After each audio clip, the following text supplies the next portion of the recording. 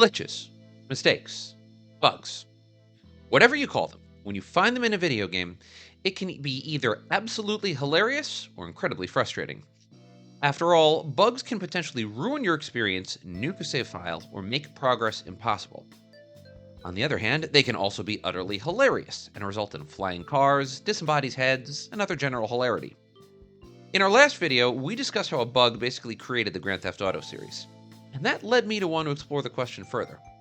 How many other times did a video game bug ultimately become a main feature? The answer? More times than you'd think. Here are 7 times that a video game bug became a video game feature. First, combos in fighting games. It is impossible to imagine games like Street Fighter II or Mortal Kombat without combos. Combos are precise button mashing combinations that allow you to execute complicated and devastating moves. That being said, this might be the most perfect example of times where the bug became the feature, because combos weren't actually an original part of any fighting game. That changed with Street Fighter II, the sequel to the popular Street Fighter game. In interviews after the game came out, developers recounted how the sequel to Street Fighter loosened requirements to execute special moves like Ryu's Hadouken or Chun-Li's Lightning Kick. Alright, this makes sense. They wanted to make the game more accessible.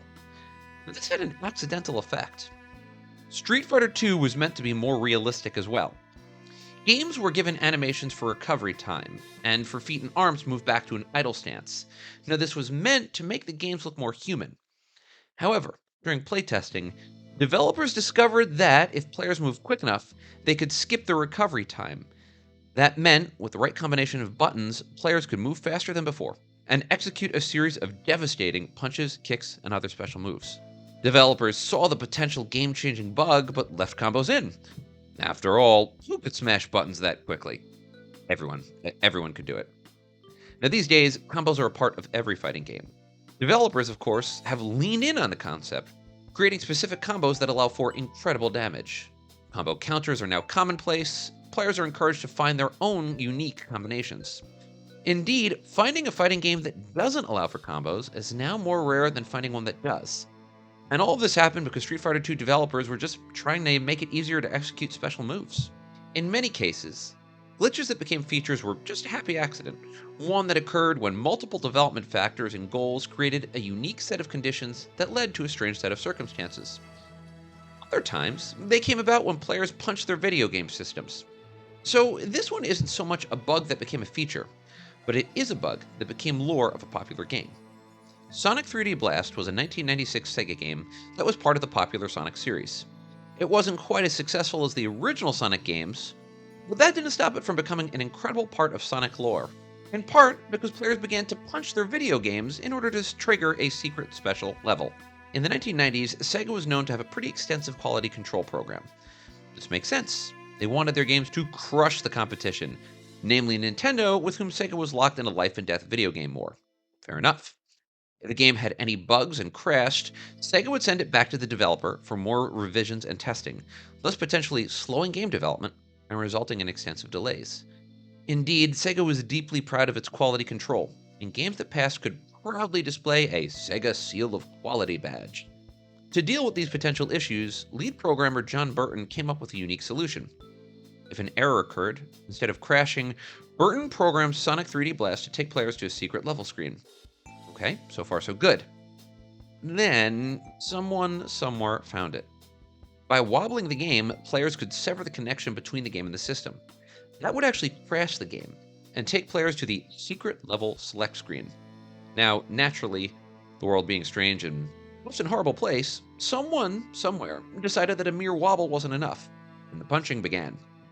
As a result, Sonic 3D Blast became part of video game lore. Punch your system, select your level.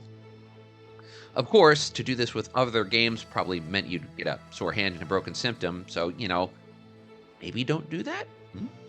Next up, rocket jumping in Quake. The original Quake, which also first premiered in 1996, was a revolutionary first-person shooter. Developed by John Romero, the same legend who created Doom and Wolfenstein, it had a massive impact in the video game world and helped to drive the first-person shooter as one of the premier genres in gaming. It also had one of the more hilarious bugs in FPS games, one that's become a staple of the genre. Quake like other games before it, had a slew of weapons. One of the most powerful was the rocket launcher. Of course, if you got too close to a rocket and the subsequent explosion, well, you died. The idea behind rocket jumping was simple enough, but it required precise timing.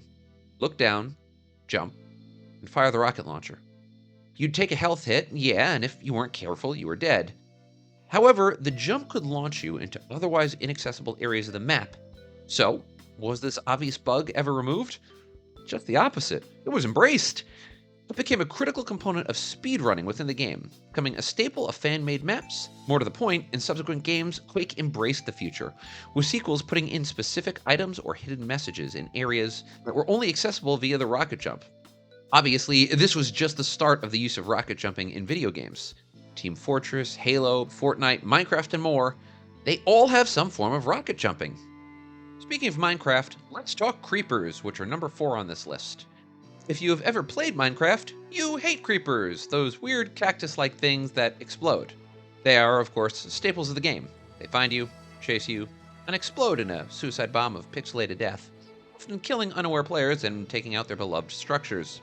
Thanks to a distinct lack of idle sounds and the fact that when it walks it sounds just like a player, detecting creepers can be impossible until it's too late. So, here's the funny thing about creepers. They were a total accident. Creepers were supposed to be pigs. In fact, in a 2012 interview, Minecraft creator Notch said, quote, "The creepers were a mistake. I don't have any modeling programs to do the models, I just write them in code. And I accidentally made them, the creepers, tall instead of long. So it was this tall thing with 4 little feet. And that became the creeper, as opposed to a pig." In fact, once Notch started playing with them, he realized that the creepers were just staring at the player, making it creepy as hell. According to lead designer Jens Bergstein, quote, "So he just thought it was extremely creepy, with this weird thing walking around, looking at you. So he decided to keep it as a monster. He wrote that a friend said it would be cool if it exploded, and that brought us to the creeper. Yes, hours of fun in Minecraft, destroyed, because Notch screwed up horizontal and vertical values. So you're welcome, or something." Alright, next, let's go way back. And I mean way back to 1978, when one of the oldest and most classic games around accidentally invented the difficulty curve. We're talking about Space Invaders. So, Space Invaders was somewhat revolutionary for its time. I know it may not look like much to you kids out there, but when it first came out, Space Invaders was something brand new. It more or less invented the tower defense genre. The goal was simple. You controlled a spaceship that moved horizontally, and were supposed to destroy the increasing rows of aliens that moved closer and closer to your 4 cities. The aliens would try to destroy your cities by blowing them up via laser fire or crashing into them. Now, the game had a feature you'd probably expect at this point. The longer you played, and the more aliens you killed, the faster the survivors got. Indeed, that last enemy was downright impossible, as it would move at a vastly faster speed to what you were used to. Alright, fair enough, but that was an accident. Again, we're talking 1978 here. The original arcade cabinet used an Intel 8080 central processing unit, something which operated at barely a fraction of the speed of modern CPUs. As a result, its processing power was taxed, and the more you asked of it, the slower it rendered sprites. However, something interesting happened as you killed the aliens on the screen. You removed the sprites, processor picked up speed, and the game moved faster. Now, unlike other bugs talked about here, this one was discovered relatively early in the development, in time for the game developer Tomohiro Nishikado to consider creating programming to alter the speed of the enemy sprites and keep them moving at a constant speed. However, after thinking about it, Nishikado decided to keep the feature, and it became legendary. The longer you played, the harder the game got. Of course, this also sucked up more quarters than Nishikado maybe initially meant, but, hey, the bug became the feature. Now, the thing was, this was a big deal at the time, and the first game that truly got harder as you played it longer. Indeed, Nishikado correctly kept the bug because he found that it, quote, added more thrills to the game. This has since become standard practice for video games, which create more difficult challenges as you play longer. Also worth noting, Space Invaders was the first game to implement a high score system, something that has become commonplace among video games today. The game was so addictive that it actually caused a yen shortage in Japan. That's a story for another video. Let's go back forward in time by about 40 years and take a look at the Red Dead Redemption Donkey Lady. And that's a sentence I'm probably going to need to beg God for forgiveness for, but that's a very different story. Yeah, so the Red Dead Redemption Donkey Lady was a glitch first captured on video by YouTuber Where Da Boots. That being said, this wasn't a one-off. Players reported seeing her later. In the video, as you can kind of see here, we have a woman with the body of a human, the face of a donkey, who's being ridden by the player. The whole thing looks genuinely unholy. Anyway, this was clearly a major glitch, but Rockstar, ever a game to poke fun at others and themselves, adopted it into Red Dead 2. In the sequel, the Donkey Lady was back, albeit not better than ever. Honestly, she was back more dead than ever. It's actually really depressing. Instead of being an NPC that you can ride, the Donkey Lady appears tied to a mill, where it appears that she was worked to death. Her features are worn away and decayed, and this is horrible.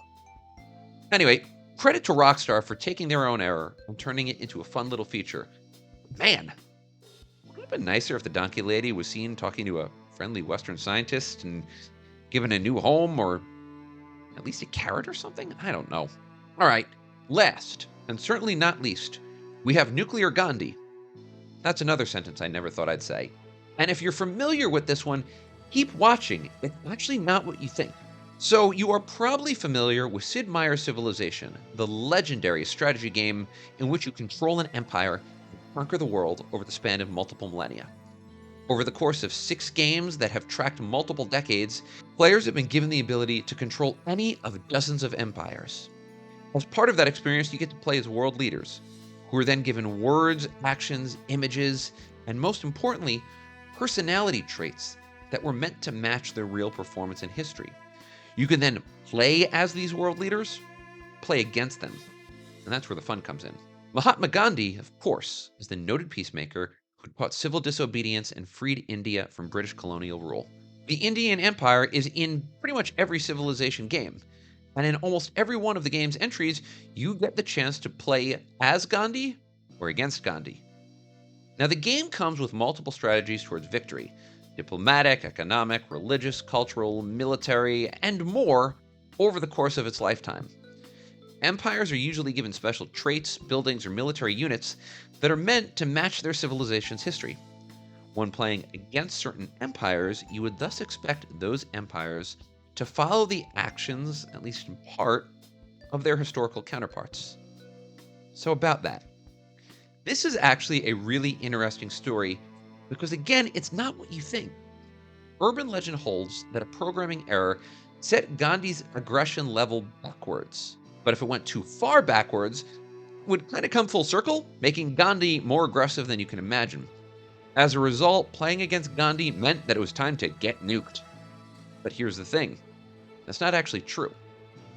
Multiple Civilization developers, as well as Sid Meier himself, has said the story is an urban legend that grew more and more powerful as time went on. But here's the interesting thing.